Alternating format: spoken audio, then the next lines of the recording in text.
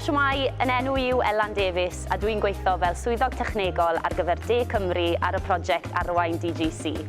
Mae'r DGC yn sefyll am defnydd gwrthfeicrobaidd cyfrifol, a dyna yw prif fwriad y prosiect yma, yn ogystal â cheisio mynd i'r afael ag ymwrthedd gwrthfeicrobaidd yn y sector amaeth. Prif nod ein rôl ni fel swyddogion technegol fydd gweithio gyda 12 fferm ni'n galw'n ffermydd prawf o gysyniad, sy'n gymysgedd o ffermydd llaeth, beef a defaid ar hyd a lled Cymru i dreialu ystod y dechnolegau newydd neu syniadau arloesol gyda'r nod o leihau defnydd o driniaethau gwrthfeicrobaidd, archwilio bioddiogelwch a datrysiadau ffermio manwl gywir. Byddwn yn gweithio'n agos iawn gyda'r ffermwyr a'r milfeddygon i lwyddo hyn ac yn rhannu'r canlyniadau gyda chi trwy gydol y prosiect. Mae technolegau ffermio manwl gywir yn cynnig potensial mawr i fonitro iechyd a lles anifeiliaid mwyn caniatáu darganfod afiechydon yn gynt, yn ogystal â thargedu triniaethau sy'n helpu i atal triniaethau gwrthfeicrobaidd diangen a allai fel arall sbardino datblygiad ymwrthedd gwrthfeicrobaidd neu antimicrobial resistance.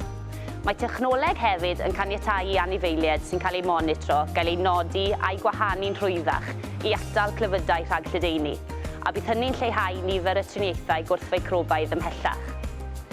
Mae technolegau sy'n cynorthwyo i gyflawni hyn yn cynnwys olrheinwyr ymddygiad fel mesuryddion cyflymu neu accelerometers sy'n gallu gwneud cyfraniad sylweddol at wella lles cyffredinol anifeiliaid.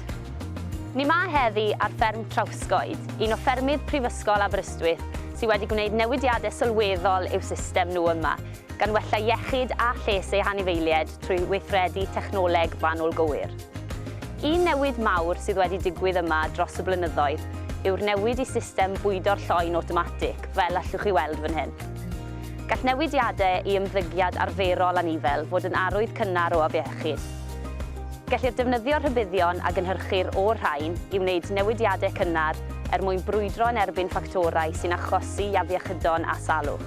Gwelwyd nifer o achosion o pneumonia gyda'r hen system o fwydo'r lloi yma'n Trawsgoed. Ond ers symud i'r ddefnyddio'r peiriant bwydo awtomatig hyn, mae'r achosion o pneumonia mwy neu lai wedi gwaredu yn gyfan gwbl.